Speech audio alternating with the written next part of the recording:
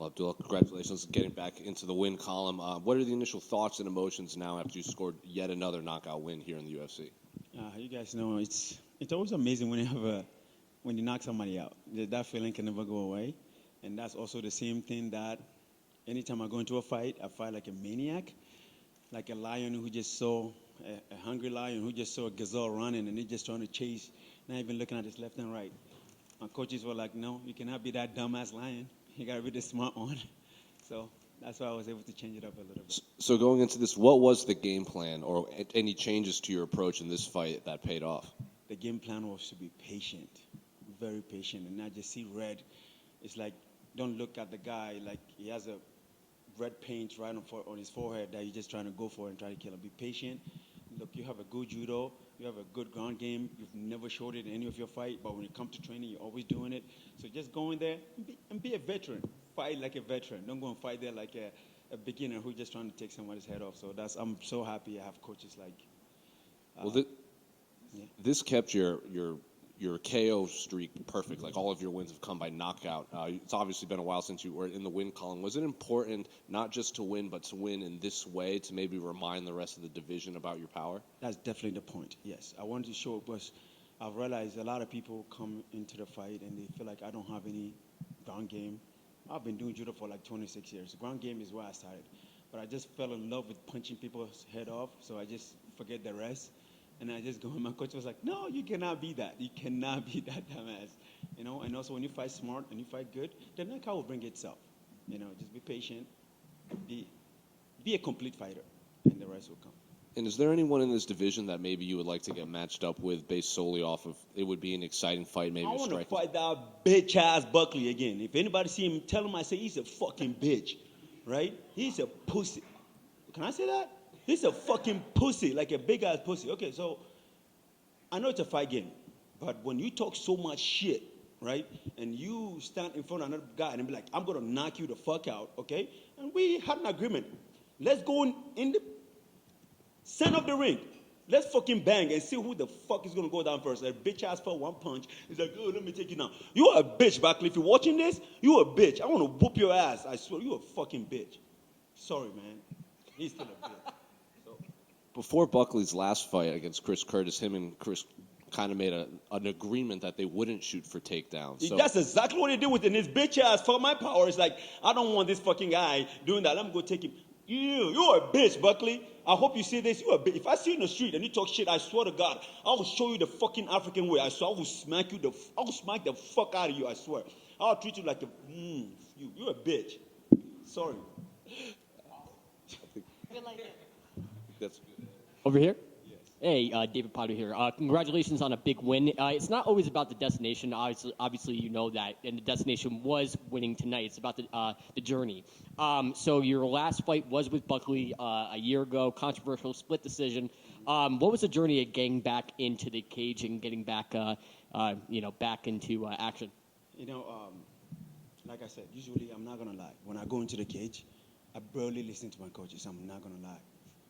When I go in there, all I see is red. I just want to fight. I can hear my coaches screaming. All I hear is wah, wah, wah, wah, wah, and I'm just fuck him up, fuck him up, fuck him up. All I hear. But this camp, my coaches were like literally, they were telling me, look, you gotta be patient, right? Be patient and be a good athlete, right? You have a good game. You have a good ground game. You have good judo. You have good tosses. Use all of them. Show the rest of the world that, hey, I'm not just a guy that comes in and take people's head off. And I wanted to make my coaches proud that I listened to them, right? That I'm not just going to come in and just throw some haymakers and hopefully I get a knockout. And my coaches was like, look, most of these guys were fighting. You're way better than them. But you go into the middle of the cage and you just want to throw it. It's just whoever hit first is the one that wins, right? You don't want to be that. You want to be a complete fighter, fight smart, and then you can get a knockout too if you want. So absolutely. If you could assess yourself, what things do you want to work on, and also how active do you want to be this year of fighting? Oh, I want to fight as soon as possible if I get the chance, because Ramadan is coming in March, and I do not want to fight in Ramadan, right? So that guy, Claudio, he's a very respectful guy, very nice guy, man. I'll give the guy all the respect. Some of the kicks he threw was hard as fuck. My leg is hurting right now. I just want to ice it for like 1-2 weeks, and I'm gonna talk to my manager. Please give me another fight right away. I want it. Yes. So. Rematch with Buckley? Eh? Yes, that bitch ass. Yes, I want a rematch with that fucking bitch so I can fuck him up. I'm sorry for instigating that. I No, apologize. it's good. Buckley, you're a bitch. If you're a man, come and fight me again. You're a bitch again. Ooh, okay. Usually when I'm on a mic, I'm one of the most respectful person, right? Because my mom always raised me like that. Right? But you're so scary that Sharks have an entire week dedicated to you. Yes. Yeah. But when there's no camera, I'm a fucking asshole. My friends always tell me that. You're a fucking asshole. Why is it that when you come on a camera, you're always playing nice? I'm like, hey, my mom raised me right. When I'm in front of elders and some people, I gotta be nice. But Buckley, you're a bitch. I hope you see this. I want to fight you again. That's great. Thank you very much, and congratulations. Thank you. He's a bitch. Abdul back here. Oh, sorry. Just one follow-up to that. You say you don't want to see red. You're trying to let the coaches keep you calm down. Are you going to be able to keep the temper under control when you get in there if you get that matchup again? Oh, yes. I definitely will. I think my coaches have been saying it so long that if I don't do it, I'll be one of the most dumbest person to go in there and go see red the whole time.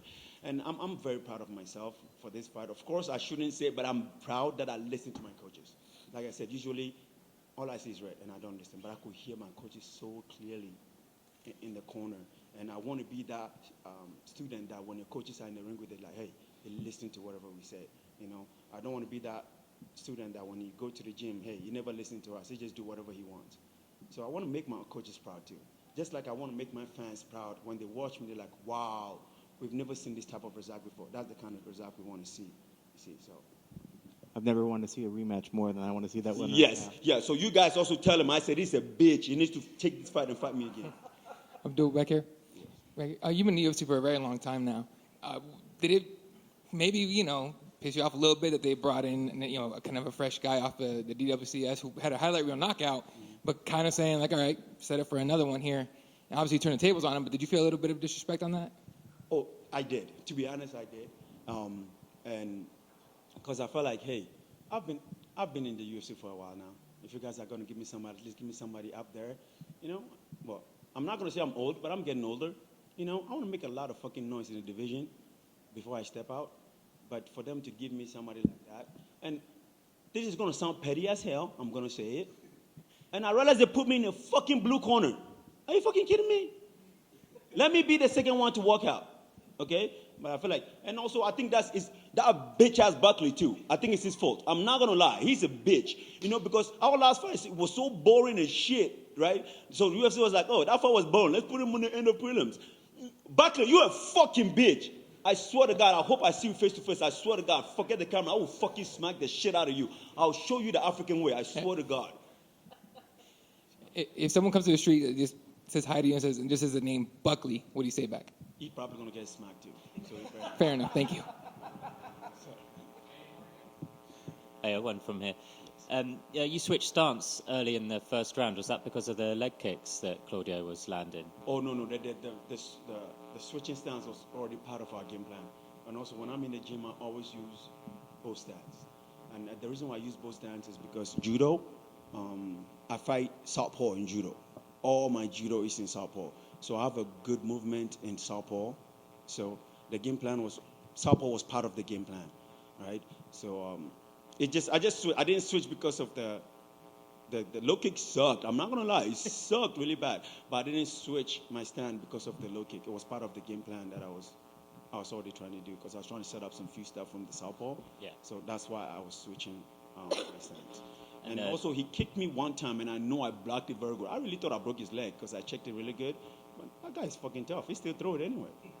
And your knockout power, like Deontay Wilder, Gervonta Davis, it can just change a fight in the blink of an eye. It doesn't matter what happens in round one, round two. Are you confident that, regardless of who you're going to fight, you could put someone on the ground and put them away? Yes. I'm thankful to God that God gave me some good power like that I can use. But like I said, also it can be a curse. That sometimes when you have a power like that, you always go in there and you see the red, right? Because you know you have that knockout power, you always want to knock somebody out. That's what my coaches are trying to make me be aware of that. Fight. The power will just come by itself. Don't go trying to search for it. Just do what you already learned already. The power will just follow through it. So that's what. You mentioned the African way earlier. You'd show Buckley this. What can you just describe for anyone who doesn't know what the African way is? The African way is you do not disrespect somebody who is even older than you or even your older brother is going to smack the shit out of you. So let's say in Africa, my mom or my brother is talking to me, right? And I say some bad word. A stranger can be walking from the side. He doesn't even know my mom. He doesn't know me. And he will smack the shit out of me just because I'm being disrespectful. Or I don't know. Or if you go to somebody and you talk shit, you better be ready to stand there and fight. In Africa, your mom will be standing there and they will make a circle around you and tell you guys to fight. Fight till one of you submit. Right then. That's what I'm going to show him. I'm going to show him. You a bitch. I swear, anytime I hear your name, I fucking get pissed off. You a fucking bitch.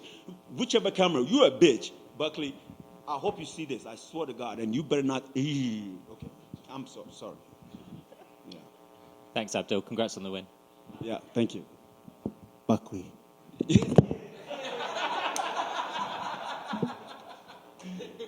I'm sorry. I'm sure it's the first time I've ever seen a curse so much.